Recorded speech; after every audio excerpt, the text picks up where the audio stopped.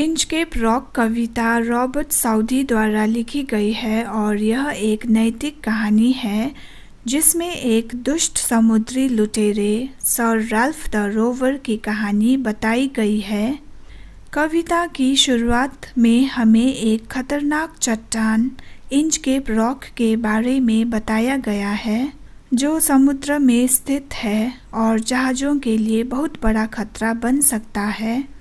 यह चट्टान पानी में डूबा रहता है और किसी भी जहाज को इसके पास आते वक्त सावधान रहने की ज़रूरत होती है ताकि नाविकों को इस चट्टान से टकराने का खतरा न हो। वहाँ पर एक घंटी लगाई गई थी।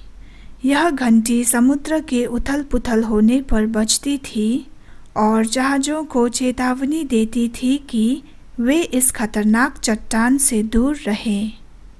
यह घंटी समुद्र के जंगली लहरों में भी बजती रहती थी और इससे नाविकों को अपनी दिशा सही करने में मदद मिलती थी।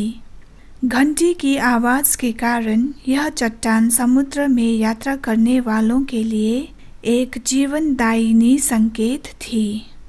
लेकिन सर राल्फ द रोवर, जो एक क्रूर और स्वार्थी समुद्री लुटेरा था, इस घंटी को देखकर उसे हटाने का फैसला करता है।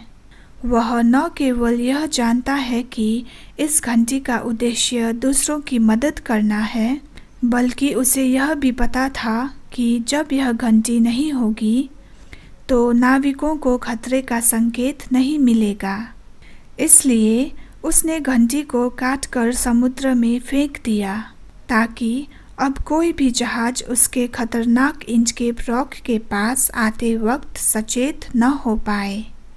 कई सालों बाद सर राल्फ खुद उसी रास्ते पर एक जहाज चला रहा होता है, लेकिन अब उस चट्टान के पास कोई घंटी नहीं थी जो उसे चेतावनी देती।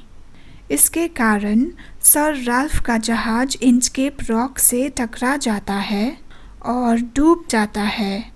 वह अपनी दुष्टता और स्वार्थ का खुद शिकार हो जाता है।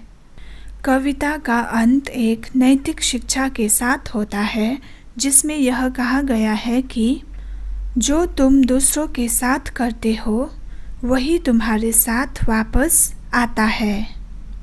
इसका मतलब यह है कि सर राल्फ ने जिस तरह दूसरों के लिए खतरा पैदा किया था, ठीक उसी प्रकार वह खुद उस खतरे का शिकार हुआ। यह कविता न केवल एक रोमांचक कहानी है, बल्कि यह हमें यह भी सिखाती है कि दूसरों की भलाई के लिए किए गए कार्यों का प्रभाव सकारात्मक होता है और बुरे कामों का अंत हमेशा नकारात्मक होता है।